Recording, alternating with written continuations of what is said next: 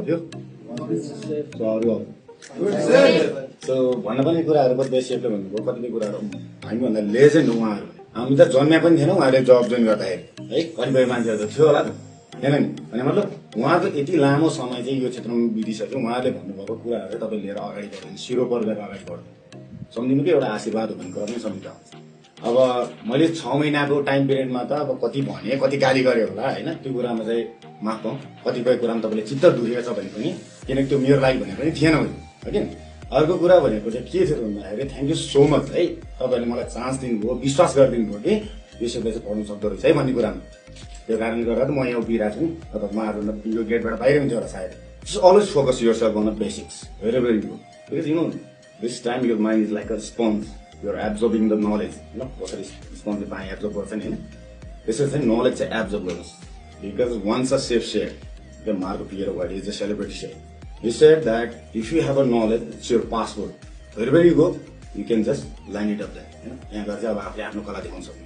अहिले चाहिँ के हो भन्दा स्पन्जको रूपमा चाहिँ तपाईँले एब्जर्ब गर्दै जानु। पछि भनेको जहाँ जानु न स्पन्ज निचार्दै जानु होइन। त्यसपछि भनेको तपाईँसँग त नलेज त जति पनि छ। So nowadays what I'm seeing, अब सेफहरू पनि कतिपय अग्री हुनुहुन्छ होला यो कुरामा। Nowadays people are going with the fancy things होइन, एन्ड फर्गेटिङ द बेसिक्स होइन। हामी एउटा मेन कोर्स बनाउँदाखेरि के जान्छ भन्ने कुरा त हाम्रो एउटा बेसिक हो नि। But we are forgetting nowadays. Why? Because we are searching for fancy things. अहिले के छ भन्दा फ्यान्सी कुराहरू चलिरहेको छ होइन।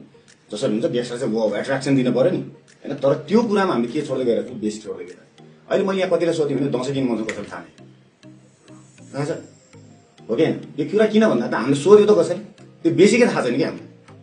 दसैँ त मनाउँछ नि, अब आउनु लाग्यो दसैँ होइन। तर अहिले के छ त, दसैँ भन्ने बित्तिकै खाने खेल्ने घुम्ने हिँड्नु, त्यो टिका किन लगाइन्छ होइन, त्यो दक्षिणै किन दिइन्छ, जमरा किन राखिन्छ, त्यहाँ अर्को घाँसो मार्दै पनि हुन्छ होला नि त। So we are lacking on basic. Prepare yourself के हो त, confidence is your key to success. फेरि ओभर कन्फिडेन्स होइन भन्छ नि एउटा हिन्दीमा, कन्फिडेन्स आसमान चुम्लेगी होइन, त्यसपछि के अरे ओभर कन्फिडेन्स लेडो बेरी भयो। त्यही कारणले गर्दाखेरि प्रिपेयर योरसेल्फ। तपाईँ जहाँ पनि जाँदै हुनुहुन्छ, आज क्लासमा पढ्दै आउनुहुन्छ नो म्याटर, अघिल्लो दिनमा पढेर रिसर्च गरेर आउनु, तपाईँलाई सजिलो हुन्छ, तपाईँले आफ्नो माइन्डमा बस्नु।